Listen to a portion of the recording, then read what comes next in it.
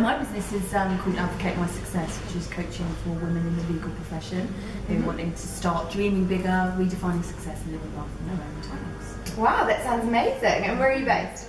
I'm based in Brighton on the south coast in the UK. And do you work internationally? Yes, I do, yeah. Brilliant. I work with people online. Okay. And so what is your big why? Why are you doing what you're doing in business? My big why is that I practiced law for coming up 12 years and I found myself in a place where I wasn't fulfilled.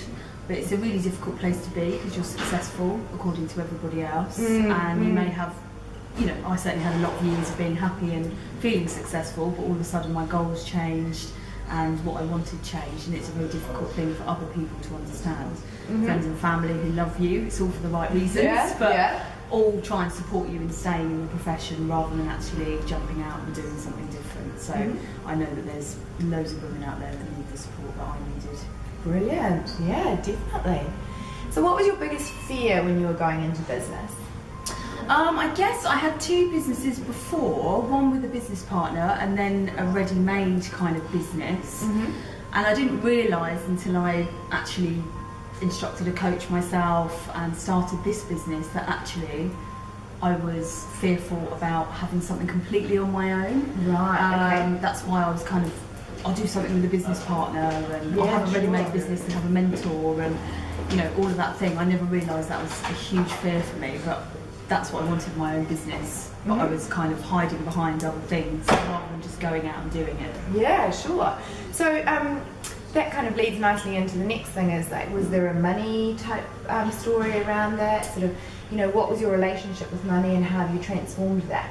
Yeah, I've always had a pretty good relationship with money, but in terms of a professional career, I kind of thought that was what a proper job was, and that's where you get stability and things like that. Yeah, my parents were all self-employed, so I grew up in that kind of entrepreneurship household, but I kind of saw the bad times and the good times. Right, yeah. So that made me really nervous, and I think, looking back on that, that's probably why I thought, oh, I'll do something that's much safer than that. Right, yeah, and law's very safe. Yeah, I'll wear a suit and, you know, do this, that and the other, but then I started to feel really boxed in by it. Yeah. So I've definitely had to change my money story with this kind of instability of being self-employed and kind of grabbing hold of what you've got because you're fearing lack in the next month.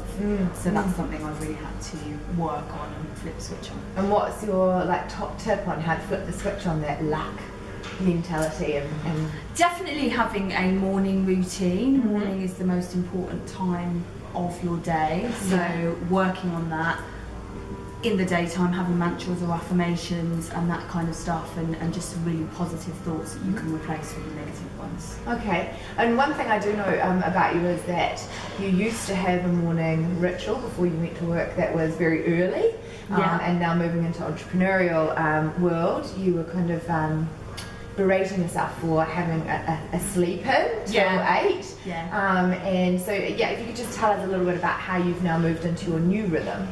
Yeah, I guess I always thought I was a morning person, and I used to go to the gym at 6 and, you know, kind of keep my stress levels as low as possible.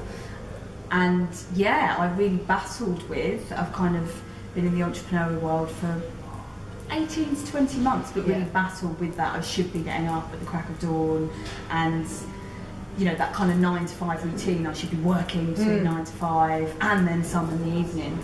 So I really had to just kind of forgive myself for that and realise that my body clock's not what I thought it was. But I've got complete freedom. Brilliant. So now I get up at 8, I have a morning routine, I get started working still about 9, which is not that different to how it used to be, but then I'll take a break at 3 for a couple of hours because I get really sleepy, so now I can just do that. Go to the beach. Yeah, go to the beach. Yeah. Which Lulu often does, so if you follow her on Instagram you will see those photos coming up. Yes, I do.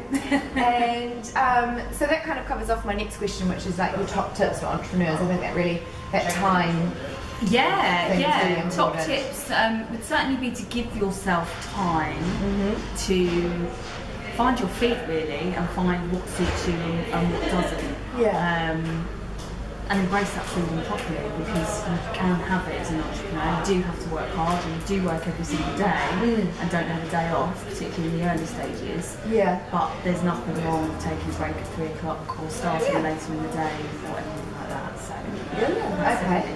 And then on Money Penny TV, I always like to ask the last question about what impact do you really want to have on the world? What impact? Oh, so many really. But I think the big thing for me is really bringing the entrepreneurial world into the legal profession, where women collaborate with one another and support each other instead of being in competition with one another, because we're much stronger together than we are separately, and that's not something that's come into the legal world yet. But it's starting to change, but I definitely want to be at the forefront of making it. Brilliant. Okay, well, you heard it here first on Money Penny TV. Lulu will be making an impact on the world in the legal profession and leading the entrepreneurial vibe. So it's fantastic to have you. Thank you very much. Thanks so much. Thanks for having me. Awesome. And that's a wrap. As you know, the best conversations happen over at pennycommons.com. And once you get there, make sure that you subscribe to our mailing list. You'll get an amazing freebie at the moment, which is all about handling objections when you get them on calls, so that you can convert these potential calls into clients and bring more money into your business. You'll also get inside tips and special communications from myself before anyone else will, so that you can live the life that you love. You can make money and impact in the world and really live the life that you truly desire. So thank you for watching Money Penny TV, and I'll catch you next time.